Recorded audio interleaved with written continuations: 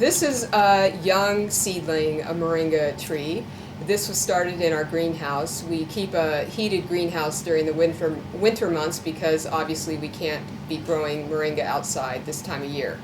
This tree was probably started a couple of months ago, and it takes normally about, it depends on the weather actually, the temperature. You can have trees start coming out once you plant the seed like this, plant it about an inch down into the soil.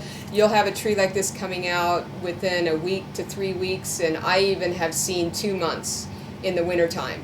The seed just sits in the soil until it gets the clue that it's okay for it to germinate, like every other seed that you see out in the wild. They just sit there until the conditions are right. So this is just the beginning of the tree, and you'll see leaves start coming up right from the middle there. And if you don't cut this tree at all, as it gets bigger, it will want to just make a straight stalk straight up, and you will not be able to harvest the leaves and the pods and the flowers as easily. So if you want a tree that's going to be bushier and have more plant matter on it, you would want to top off the tip of this after it gets, say, 3 feet tall. You could 5 feet tall. At any point you would be able to do that, just to make it, what it will do is it'll start causing the tree to put out lateral branches, and then you'll have all of these leaves coming out onto the lateral branches too, and then it'll be easier to harvest, obviously. So that is what's recommended. The other thing that happens with these trees is they have a taproot, and if you wanted to keep a tree in a pot, like if you're, say, in northern climates and you want to have it in a greenhouse, or you want to be able to bring it in during the winter time, what I would recommend and what I have read is that you would, say, when you go to transplant this into a larger pot, you'd want to get the biggest pot that you can find to put it in, so that it can put out more roots, not be so root bound. But it puts a taproot down, and you'll want to clip off the tip of the taproot to cause it to do more lateral roots too. We have a tree that's in a pot kind of like this. It's like a terracotta pot outside. Even when it's gotten down to 11, 12 degrees, that tree keeps coming up. It's amazing to me that the roots didn't freeze in that kind of cold temperatures, not being actually in the ground. But what happens is that tree is like a little moringa mini tree, like a bonsai tree. So every year it only gets like maybe this tall, and it's just stuck in that pot. So anyway, that's a way to get a bigger tree in a smaller area. I've thought of this, if I lived in a colder climate, what I would want to do, and if anybody wants to do this, then let me know how it works out, would be to get one of those big trash cans that you can get like at the hardware store that has wheels on it, that you would wheel it out to your curb, and to fill it with soil and plant a tree in there, because then you're going to have a long, good 3-4 feet, whatever that distance is of the trash can, for it to be able to develop roots. And you'd have quite a large area for the roots to grow as big a tree as you can in a pot and be able to still move it around. So if anyone out there in the northern climates wants to do that, I would love to hear your results on that. What will happen is the tree will put out the leaves for probably, what we see happen every year is when they come up from the ground, from the roots, we'll see about the first 6 months, no, maybe 5 months, 4 months maybe. They come up in like May, June, and then by September, October, we're starting to see the blossoms. And what happens after the blossoms are the pods. So we'll be able to start harvesting these pods right before it freezes here. These actually came off of a friend of mine's tree in Phoenix, because they don't get quite as cold as we do here in Tucson. We do not get viable seeds off of our trees here, because you need probably a good 13 months for the seeds to be able to develop, mature, and then dry on the tree. And what will naturally happen if you don't collect them is they grow like this, and then this will just open up, and you'll see the seeds will just fall out. So, like that one.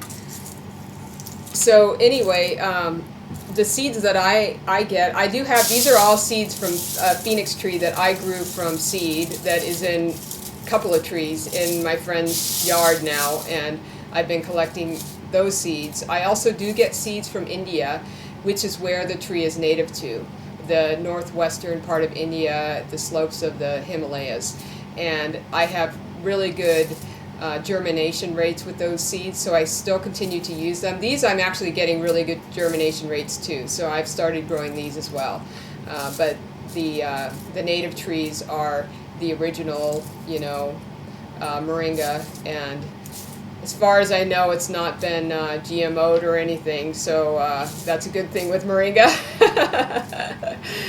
And so you'll get this about 13 months later, and then this is the Moringa. This is cold pressed Moringa seed oil, and it takes 7 to 7.5 kilograms of these to make 1 kilogram of this. This is a highly sought after oil. It can be eaten, however, I don't know of anybody who's producing it for that purpose, because you have to use so many seeds, and the cosmetics industry has pretty much bought up everything that there is. So it's a highly sought after oil for any kind of skin care, hair care, all kinds of things that you probably wouldn't want to use it for culinary. It'd just be too expensive for that purpose. But anyway, there's one of the things about this oil, they actually found it in Egyptian tombs. It was so highly regarded and revered that it was buried in the tombs. So this is a really amazing oil. And what I do with it is I actually get it from a company in India who cold presses it. You may not, if you are looking at Moringa seed oil, if you get it cold pressed, it's going to retain a lot more of the nutrients. The seeds are just packed with nutrients, antioxidants, just like the rest of the tree. These pods, actually, what I've heard is that they have about the same nutritional profile as the leaves. The leaves is normally what you would find in powder form. A lot of the online health food stores, even local health food stores, are starting to carry the Moringa powder. One thing I would recommend, as far as if you were looking at buying powder as opposed to growing your own trees and having it yourself, is finding out how they processed it. I've heard that some companies will actually blanch the leaves first to cause them not to have bacteria and whatnot. It kind of sanitizes, I guess, the leaves. And then they dehydrate it, they dry it, and then they package it.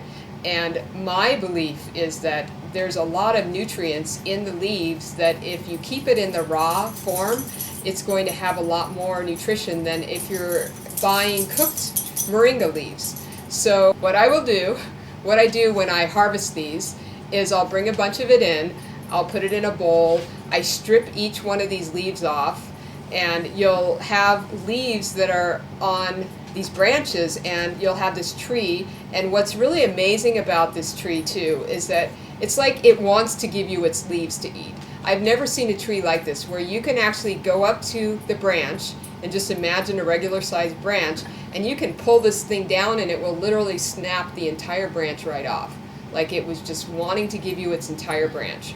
And so then you take these leaves and you would just strip them off of the branch, and I would put it in an enzyme wash just for a minute, and then double rinse it with pure water. You could also use like a salt brine if you wanted to use a vegetable wash that would work just as well.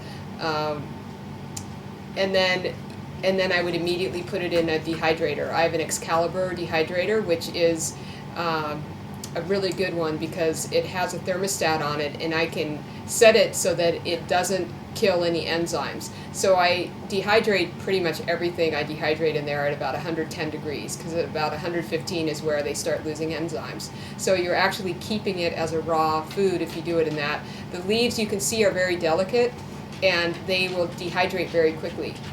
So from the moment that I've harvested off the tree, washed it, rinsed it, put it in the dehydrator, and taken it out as a dry final form is like 12 hours, overnight. I do it in the evening, and in the morning I turn it off and I package it up. So that is the very best way to know that you have, organic, fresh moringa.